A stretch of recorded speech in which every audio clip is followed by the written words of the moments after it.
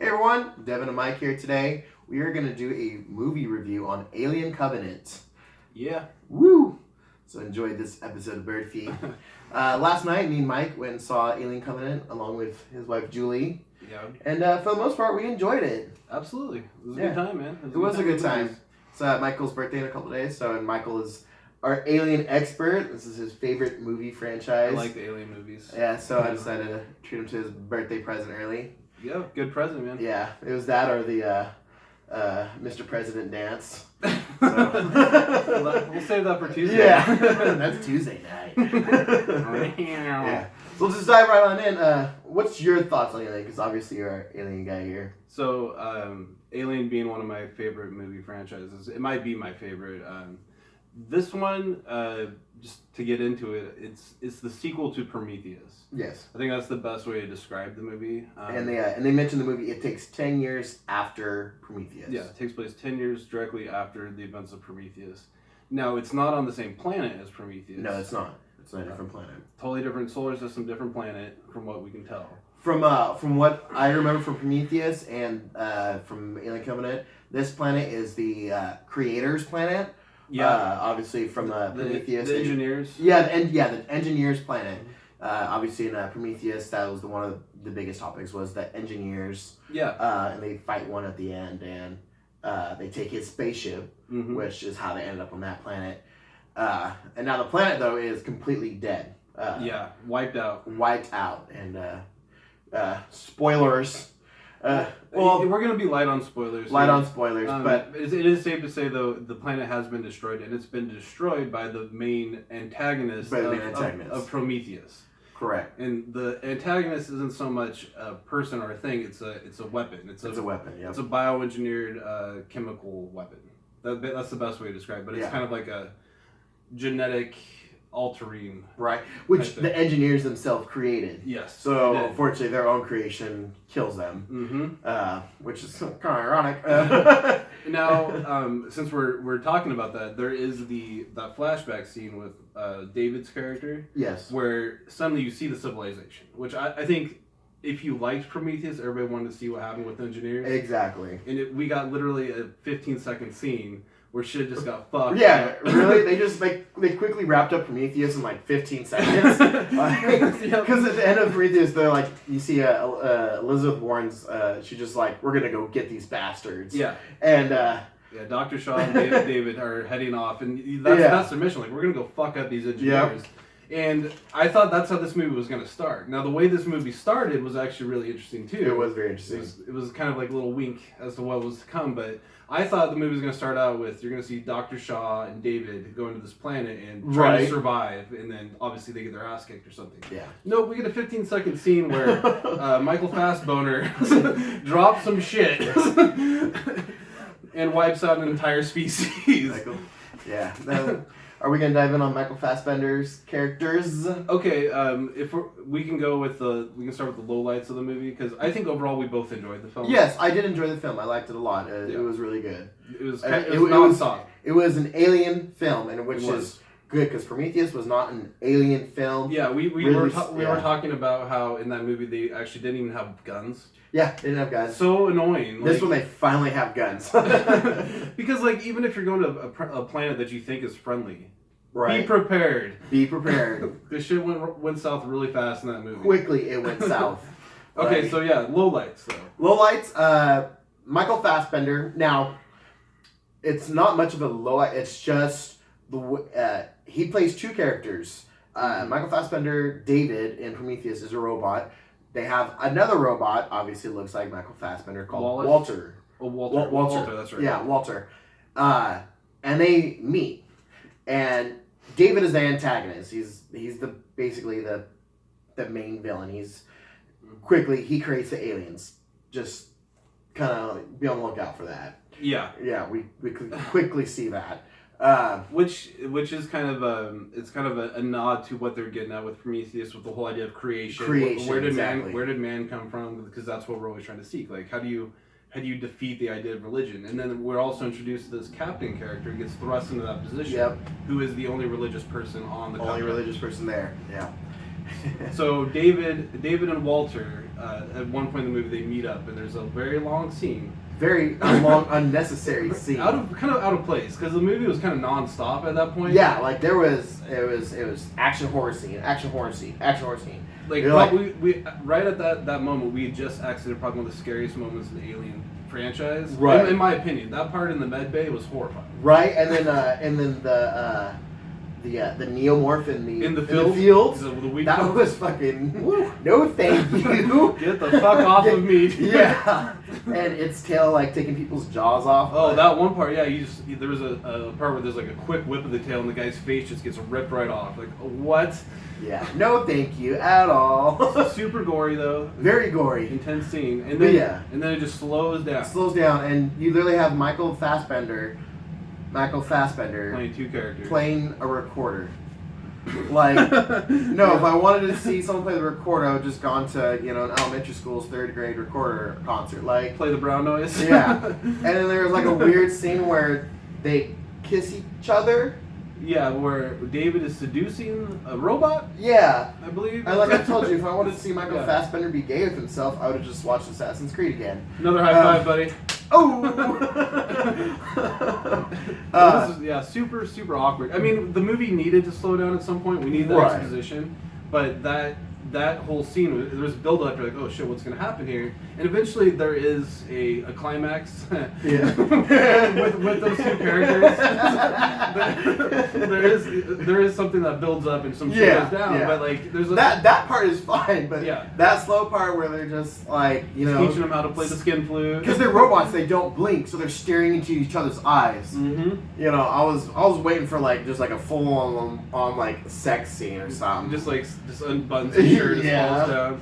Yeah, and like nipple twists and whatnot. Like, that would have been just totally awkward. Okay, so we got that out of the way then. Out of the way. That was the main lowest point for me.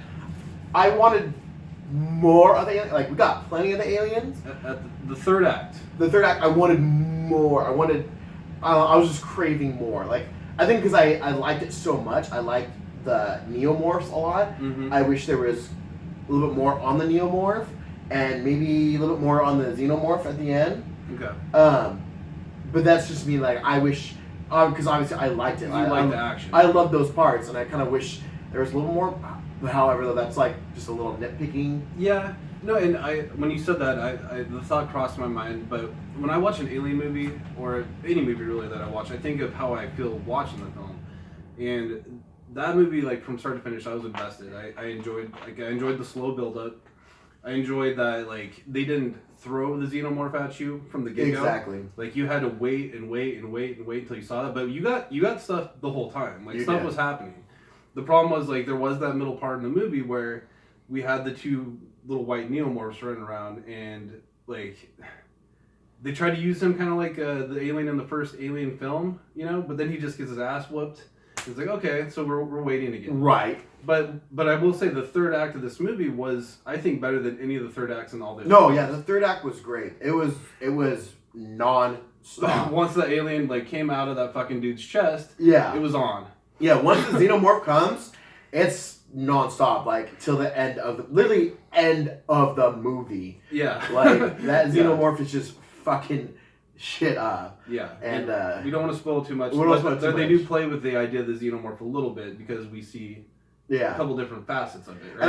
And I thought like CGI and graphics, everything were awesome. Were flawless. Like in some of it, you could tell like there were parts that were not CGI. Yeah. But the ones that were CGI, like you said, like they did it really well. Like you weren't like, oh, that's uncanny valley. What did you think overall on the neomorph? Do you want to see them come up again, or? Ooh. I think that's the closest that alien movies come to like having kind of a zombie character. It kind of reminded me of like a humanoid, Yeah, it was like a humanoid alien. Yeah, and they actually for the first time showed you how aliens see, which they've never showed. That's right. Did you notice that? They showed us how the alien sees. They've never talked about that in any other alien movies. When you see the xenomorph, they actually show that he's got that thing around his head where he basically those are his eyes. Those are his eyes, yeah. Which is super cool. But I don't know how you would introduce the neomorph again unless they went to another planet that was like that. Right. I think if because it's interesting though where the movie leaves off, they probably could just go right back to that planet. They could. Yeah. So or somebody could go. Right. So yeah, so it was interesting. I like the neomorph. Especially in that it's basically like in the middle section when they're introduced and how they're introduced. Like you said, that med bay scene was horrifying, intense. And we had two characters going through the same thing, which I didn't realize until like those guys were huffing it back to the ship. Right. So like the first character gets the med bay, and he's carried by this lady, and the pilot, she realizes like this shit's fucked up. She quarantines them their asses. She doesn't give a fuck. She quarantines them, and you're like, what? Like, because I was just sitting there like, what the fuck's gonna happen? Like. Yeah, you didn't know what was gonna happen to that guy. Well, like what was transpiring was just shit. Like there's a lot of heavy breathing, screaming going on. Like oh god. But then that's also like one of the issues I always have with alien movies is people do the dumbest things. They do the dumbest things. We just kept looking at each other like what? What was that? What we were like, shoot the motherfucker! Like. And what does she do? Let's not say it, but she fucks them over so bad. And she's the pilot. Like, she's supposed to be one of the smarter people on the crew, obviously. Just so dumb. But, like, that scene was crazy intense, though. Crazy intense. When the second guy, when the neomorph came out of the second guy, they were all just looking at it. Yeah, like no, it's so cute and cuddly. Like, did you see what just happened? Yeah. I made a joke when it came out. I'm like, oh, no, don't shoot it. It's white. Like... We'll shoot the xenomorph because it's black, but not the white one. Like so cute and cuddly. Yeah, just blow into its nose, which you'll get later in the movie. that shit was it was so gross. Like the special effects and the blood are so well done. Like, yeah. I guess if you saw that happen, you probably wouldn't know what the fuck to do either. Yeah. But come on, man. Honestly, if you have people who are on the fence on this movie, would you tell them to go see it in theaters or rent it? I thought it was an awesome theater experience, so I would definitely say go see it. Tim hasn't seen it yet. I'm recommending he check it out in theaters. I want to see it again, but partially it's because I really like these movies. I like that style. Right. I think if you see it again, you're gonna probably catch things. Yeah, and I didn't like we were talking about. I didn't expect this to be a sequel to Prometheus as much as it was. Right. But they really do touch on those ideas again. The ideas of creation, like where do these aliens come from? Where do humans come from? Where do why do certain cyborgs think the way they do? Just kind of like the Blade Runner movies. It's like which I've not seen. Do they? You should check that out because there's actually a line in the movie where he goes, what do you see when you dream? And that's the big plot of Blade Runner is like They actually said that in the movie too. That's what I'm saying. Yeah. Okay. Yeah. Yeah, so I like that they fleshed out that story a little bit, but again, they also presented a lot of questions without answering some. They answered some questions, but then they brought up others. So yeah, but again, from what we know of, Ridley Scott is making another sequel. I hope he does. So sequel to Alien Covenant, which supposedly then leads off to Alien. This one, I'll just let you know, does not lead off to Alien. There's no actual alien tie-ins other than the xenomorph itself. Yeah, if I remember correctly. Now we know where the xenomorph comes from. At least where the xenomorph comes from, which we were all wanting in Prometheus, but never really got. Yeah, like the ending of Prometheus, you see an alien-like thing that kind of comes out and jumps out the camera or whatever. But that was different than what we see in this movie. Right. So now we have that answer. But yeah, overall, I really like the movie. Yeah, I liked it too. I enjoyed it a lot. I'll probably watch it again when it comes out on DVD. Probably see if they have one of those the anthology pack including Prometheus. I'll probably pick up that. I've only bought that twice. I see the ones that they have out now, which has Alien 1 through 3, but doesn't come with Prometheus. I think it has Resurrection also. And Resurrection? Yeah. And, are you talking about the black and green? And Resurrection? Okay. Our director Timothy is our yes. Voice in the clouds over there. But yeah, that's anything else you want to touch on? I can talk about it for a while, but no, I'm good. That was an awesome movie, man. All right, well, that's all we have for a movie review on Alien Covenant. Hope you enjoyed it. This is Birdfeed. Ass and titties. Make sure to follow, like, and subscribe to Birdfeed PC. All our pages on SoundCloud, Facebook, Twitter, and YouTube are all Birdfeed PC, all lowercase, all one word.